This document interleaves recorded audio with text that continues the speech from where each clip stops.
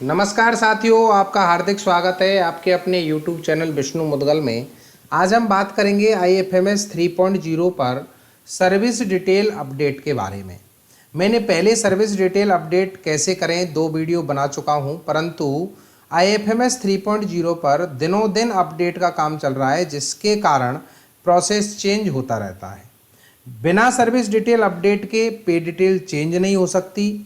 Service detail update से संबंधित बहुत सारे कमेंट आ रहे हैं कि हम सर्विस डिटेल अपडेट करते हैं, सारा डाटा कंप्लीट भरने के बाद हमारा अपडेट वाला जो बटन है वो ऑन नहीं हो रहा है। कुछ लोगों का कमेंट ये आ रहा है कि अपडेट वाला बटन ऑन तो हो रहा है, हम उसको जैसे ही सबमिट करते हैं प्रोसेस होता है, परंतु सक्सेसफुल का मैसेज नहीं आता है। तथा कुछ लोगों का कमेंट ये आ रहा है कि डेट ऑफ ज्वाइनिंग में हो या डेट ऑफ रेगुलर सर्विस हो, वो ऑप्शन हमारे ऑन नहीं हो रहे हैं।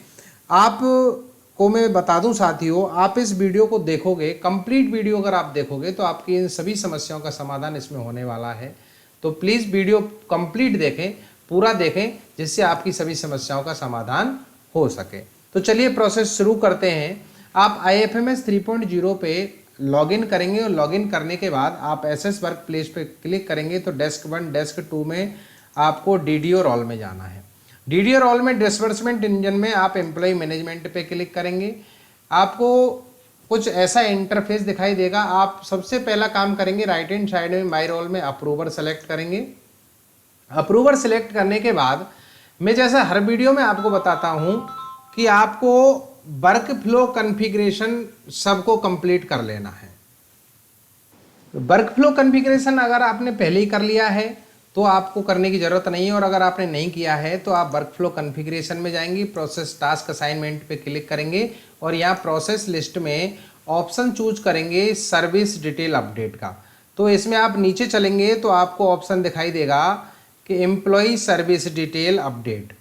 तो यहाँ आप नीचे जाएंगे तो बैंक डिटेल आ गया, यहाँ पर्सनल डिटेल आ गया, और नीचे आप इसको थोड़ा सा ये ऑप्शन आपको मिल गया मॉडिफिकेशन सर्विस डिटेल्स। आपको इस पर क्लिक करना है। इस पर आप जैसे ही क्लिक करेंगे तो यहाँ मेकर, चेकर, अप्रूवर तीनों आप यहाँ पर असाइन कर लें। मैंने यहाँ पे पहले ही असाइन किए हुए हैं, तो अगर आपके नहीं असाइन किए हुए हैं तो आप इनको असाइन कर लें। असाइन करने के बाद अब आपको एम्प्लॉय मैनेजमेंट में आना है, और एम्प्लॉय मैनेजमेंट पे जब आप क्लिक करेंगे तो एम्प्लॉय मॉडिफिकेशन खुलेगा। एम्प्लॉय मॉडिफिकेशन पे जब आप क्लिक करेंगे तो सर्विस डिटेल का ऑप्शन आपको दिखाई देगा, आप इस पर क्लिक करेंगे। इस पे आप जैसे ही क्लिक करेंगे तो आपके एम्प्लॉय की लिस्ट आपके सामने आ जाएगी। इसमें आप आइटम पर पेज पे ज़्यादा से ज़्यादा सिलेक्ट कर लें, जिससे आपके एम्प्लॉय सभी आपको दिखाई दे सकें। अब इसमें आपको जिस एम्प्लॉय की डिटेल सर्विस डिटेल अपडेट करनी है उसके सामने आपको मॉडिफाई बटन पे क्लिक करना है, और मॉडिफाई बटन पे आप जैसे ही क्लिक करेंगे तो एम्प्लॉय सर्विस डिटेल का ऑप्शन आपके सामने खुल जाएगा, पूरा पेज आपके सामने आ जाएगा। अब आप इसमें एक एक करके एक एक चीज़ को समझते चलें कि इसमें सबसे पहला जो ऑप्शन है वो सर्विस कैटेगरी का है। सर्विस कैटेगरी इसमें सारी दी गई हैं, all India service, central government service, class 4, contractual, elected member, ये सारे। अब स्टेट सर्विस में है तो स्टेट सर्विस, सबऑर्डिनेट में है तो सबऑर्डिनेट, आप ये चूज कर लें। ये चूज करने के बाद आपको सब सर्विस कैटेगरी में आना है। सब सर्विस कैटेगरी में आपका जो भी कैटेगरी आती है, जो भी डिपार्टमेंट है, उसके अकॉर्डिंग आप चूज कर लें। जैसे मैं यहाँ एजुकेशन की बात कर रहा हूँ, आपका जो भी डिपार्टमेंट हो वो आप इसमें सर्च कर सकते हैं। इसमें सारे डिपार्टमेंट दिए हुए हैं, आप इसमें एक एक करके देख के ढंग से आप अपना डिपार्टमेंट ढूंढें और ढूंढने के बाद उसको सिलेक्ट करें। मैं यहाँ पे एजुकेशन डिपार्टमेंट से हूँ, तो एजुकेशन डिपार्टमेंट की बात कर रहा हूँ, तो the Rajasthan educational subordinate service, ये एम्प्लॉय मेरा सबऑर्डिनेट सर्विस में है, तो मैं ये सिलेक्ट करूँगा। ये सिलेक्ट करने के बाद designation as per service cadre में ये सीनियर टीचर है, मैंने यहाँ पे सीनियर टीचर सेलेक्ट कर लिया। आपके केस में जो भी इनका पद है वो आप अच्छे से ढूंढ लें, और ढूंढने के बाद यहाँ पर इसमें सेलेक्ट करें। सेलेक्ट करने के बाद आगे जो चौथा ऑप्शन है आपका सर्विस स्टेटस का। सर्विस स्टेटस में आपको regular, ad hoc, urgent, temporary basis, guest faculty. तो मैं आपको बता दूं कि 2 ही प्रकार के एम्प्लॉय, जैसे मान के चलो जो आदमी हमारे यहाँ परमानेंट है, जिनका प्रोबेशन कंप्लीट हो चुका है तो रेगुलर सेलेक्ट करना है, और जिनका प्रोबेशन भी कंप्लीट नहीं हुआ है तो भी आपको रेगुलर ही सिलेक्ट करना है। अब सब सर्विस स्टेटस की बात करें तो इसमें ऑप्शन आते हैं permanent, probationer, probationer trainee, temporary.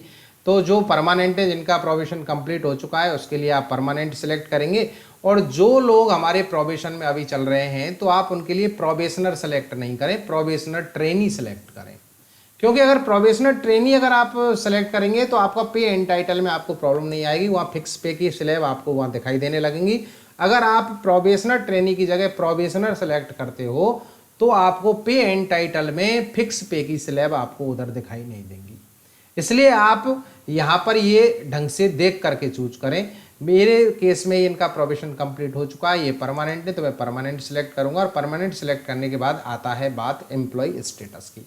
Employ status पे क्लिक करेंगे, जो एक्टिव हैं वो एक्टिव सेलेक्ट करना है। APO, death, deputation, extension, removal, resignation, इनमें से जिस कैटेगरी में आपका एम्प्लॉय आता है वो आप सिलेक्ट करेंगे और सिलेक्ट कर लेंगे। मेरे केस में ये एक्टिव है तो मैं एक्टिव सेलेक्ट कर लूँगा। अब आप देखो एक बार आप इसको स्क्रॉल करोगे तो नीचे देखेंगे तो फैच SIPF डिटेल, यहाँ पे अपडेट सर्विस डिटेल वाला ऑप्शन अभी तक ऑन नहीं हुआ है। आपको एक एक ऑप्शन आपको क्लियरली भरना है। एंटाइटलमेंट स्टेटस की बात करूं तो ये 1/1/2004 से पहले हैं। आपके केस में जो एम्प्लॉई 1/1/2004 के बाद के हैं, 31/3/22 से पहले के हैं तो आप ये सिलेक्ट करें, 22 के बाद के हैं तो ये सिलेक्ट करें, और 1/1/2004 से पहले के हैं तो मैं ये सिलेक्ट कर लूँगा। सिलेक्ट करने के बाद देखो, अब एक बात मैं आपको बता दूं कि गजटेड, नॉन गजटेड इसमें पहले से ही मेरा आ रहा है इस एम्प्लॉय के में। अगर आपके में कुछ नहीं आ रहा है तो आप इस पर क्लिक ही नहीं करें। आप इस पर क्लिक करेंगे तो ये रेड हो जाएगा, इसका ड्रॉप डाउन खुलता नहीं है, और खुलता नहीं है तो सिलेक्ट नहीं होता है। तो इसके कारण वो अपडेट डिटेल वाला ऑप्शन आपका ऑन नहीं होगा। इसलिए आपको अगर ये पहले से आ रहा है ठीक है, नहीं आ रहा है तो आप इसको छोड़ दें ऐसे कैसे। अब आगे बात करें एक्चुअल पोस्ट इन करंट ऑफिस, आपको इस पर क्लिक करना है। इसमें वही इनकी पोस्ट सीनियर टीचर, आप अपने अकॉर्डिंग इनकी पोस्ट आप ढूंढ लें जो आपके एम्प्लॉय पे लागू होती हो, वो सर्च कर लें। इसके बाद सर्विस कोटा में आप पे जो लागू होता हो एम्प्लॉय पे वो आप सेलेक्ट कर लें। Divorcee, ex serviceman, physical handicap, player, ये विडो जो भी है वो आप इसमें सेलेक्ट करेंगे। और सेलेक्ट करने के बाद अपॉइंटमेंट ऑर्डर नंबर इनका आप डाल देंगे, इनके नियुक्ति आदेश का क्रमांक आप डाल देंगे, और इनके नियुक्ति आदेश की डेट आप इसमें सिलेक्ट कर देंगे। डेट इनकी जो भी हो वो आप सिलेक्ट कर लें। और सिलेक्ट करने के बाद अब आपको ज्वाइनिंग डेट इसमें भरी हुई है वो आप सिलेक्ट कर लें। डेट ऑफ प्रेजेंट डेजिग्नेशन वो आप सिलेक्ट कर लें। इसके बाद पेरेंट डिपार्टमेंट अपने आप सिलेक्ट आएगा, अगर नहीं आता है तो आप इस पर क्लिक करके सिलेक्ट कर सकते हैं। ये आ रहा है इसमें पहले से ही। और अब करंट डिपार्टमेंट अपने आप आ जाएगा, नहीं आता है तो आप इसमें सिलेक्ट कर लें। ज़्यादातर ये सबका आ जाता है अगर आपने उधर वेरिफिकेशन पहले कंप्लीट कर लिया होगा तो। Designation of appointing authority, appointing authority की डेजिग्नेशन आपको इसमें से सिलेक्ट करनी है। अगर आप सिलेक्ट नहीं करेंगे तो ये अपडेट वाला बटन आपका ऑन होने वाला नहीं है। आप नीचे देखेंगे तो ये ऑन नहीं हुआ है, इसलिए एक एक कॉलम आपको भरना है। डेजिग्नेशन ऑफ अपॉइंटिंग अथॉरिटी पे मैं क्लिक करूंगा, और क्लिक करने के बाद यहाँ से डेजिग्नेशन इनकी में जो भी अपॉइंटिंग अथॉरिटी हैं वो यहाँ से मैं चूज कर लूँगा। यहाँ पे उपनिदेशक आ गया तो मैं इसको सिलेक्ट कर लूँगा। सिलेक्ट करने के बाद इनकी designation at the time of first appointment ये मैंने सिलेक्ट कर रखा है। सिलेक्ट करने के बाद पोस्ट डेजिग्नेशन इन करंट ऑफिस मैंने ये सिलेक्ट कर रखा है। सुपर एनुएशन डेट पहले ही आ रही है। आप ज़रूर ध्यान रखें ज्वाइनिंग टाइम ज़रूर आपको सेलेक्ट करना है, फोरनून, आफ्टरनून, जो भी आपके केस में लागू होता है वो आप सेलेक्ट करेंगे। अब देखो आप थोड़ा स्क्रॉल करके नीचे जाएंगे तो अभी भी आपका ऑप्शन यहाँ पे ऑन नहीं हुआ है, इसलिए आपको एक एक डिटेल आपको ढंग से भरनी है। आगे आप चलेंगे तो date of joining regular service की बात हम करें तो अगर ये आपकी खाली आ रही है तो आप इसके एक्सेप्शन वाले ऑप्शन पे क्लिक करेंगे तो ये आपका ऑप्शन ऑन हो जाएगा। इसलिए आप इसके यहाँ से आप डेट चूज करेंगे और इसको भर देंगे। ये अगर आपकी भर जाएगी, और अगर आप पहले से भरी हुई है तो एक्सेप्शन पे आपको क्लिक नहीं करना है, और अगर आपकी नहीं भरी हुई है तो एक्सेप्शन वाले इस चेक बॉक्स पे आप जैसे ही टिक करेंगे तो ये आपका ऑन हो जाएगा, और आपको यहाँ पे कैलेंडर वाला ऑप्शन आपको दिखाई देगा। आप यहाँ से इसकी date of joining regular service यहाँ से सिलेक्ट कर लेंगे। सिलेक्ट करने के बाद ऑर्डर नंबर, ऑर्डर डेट आप यहाँ पे भर देंगे, और भरने के बाद आपको फैच SIPF डिटेल पे क्लिक करना है और कन्फर्म के ऑप्शन पे क्लिक करना है। ये आपके यहाँ पे जीपीएफ नंबर और स्टेट इंश्योरेंस नंबर इनके आ जाएंगे। इसके बाद भी आप देखेंगे यहाँ पर अभी भी अपडेट सर्विस डिटेल वाला ऑप्शन ऑन नहीं हुआ है। अब आपको यहाँ पे डॉक्यूमेंट टाइप में अपॉइंटिंग लेटर एक कम से कम ऑर्डर आपको यहाँ पर अपलोड करना है और वो आप यहाँ से अपॉइंटिंग लेटर मैंने यहाँ चूज किया, डिस्क्रिप्शन में ऑर्डर लिख दिया और ब्राउज फीचर पे आप क्लिक करेंगे तो जहाँ भी आपने इनके अपॉइंटिंग लेटर को या जो भी इनमें से एक डॉक्यूमेंट आपको कहीं ने सेव कर रखा है तो वहाँ से इसको आप सिलेक्ट करेंगे और सिलेक्ट करने के बाद ओपन बटन पे क्लिक करेंगे। ओपन बटन पे जैसे ही क्लिक करेंगे तो ये आपका ऑर्डर यहाँ पे आ जाएगा। अब देखेंगे अभी भी आपका अपडेट सर्विस डिटेल वाला ऑप्शन यहाँ पे ऑन नहीं हुआ है। अब इसके बाद हम देखेंगे कि ज्वाइनिंग डेट इनकी एक साथ 89 आ रही है। यहाँ पे मैंने देखा कि date of joining regular service भी एक साथ 89 है, परंतु ऐसा हो नहीं सकता कि रेगुलर सर्विस और ज्वाइनिंग डेट सेम हो जाएं। तो अगर फिक्सेशन हुआ है 2 साल वाला तो आपको 2 साल बाद की डेट में यहाँ पे एक्सेप्शन पे क्लिक करूँगा और इनकी डेट देखूँगा एक साथ 89 के बाद 91 में 1 जुलाई 91 मैंने कर दिया और इनका जो ऑर्डर नंबर है वो मैंने डाल दिया और इनकी ऑर्डर डेट है 91 की वो मैंने इसमें डाल दी। 91 की ऑर्डर डेट भी मैंने इसमें डाल दी और डालने के बाद आप नीचे आप फिर जाएंगे तो देखेंगे अब यहाँ पर ये अपडेट सर्विस डिटेल वाला ऑप्शन ऑन हो गया है। इसलिए मैं आपको बार बार कह रहा हूँ कि आपको एक एक कॉलम देख करके भरना है कि उसकी अपॉइंटिंग ऑर्डर डेट कब की है, ज्वाइनिंग डेट कब की है। आपने अपॉइंटिंग ऑर्डर डेट कुछ डाली है और ज्वाइनिंग डेट आपकी अगर गलत डली हुई है तो भी आपका ऑप्शन ऑन नहीं होगा। तो आप देखेंगे मेरे केस में ये ऑप्शन अब आपका ऑन हो गया अपडेट सर्विस डिटेल्स का। अब आपको इस पर क्लिक करना है। इस पर आप जैसे क्लिक करेंगे कन्फर्म की विंडो आएगी, आपको यस वाले ऑप्शन पर क्लिक करना है। यस वाले ऑप्शन पे जैसे ही क्लिक करेंगे तो लोडिंग होगा। लोडिंग होने के बाद आप वेट करें, वेट जरूर करें क्योंकि वो कन्फर्म वाला जो ऑप्शन है वो थोड़ा टाइम लगाता है। देखो मेरा ये सक्सेसफुल वाला मैसेज आ गया, your request save successfully, your request ID is.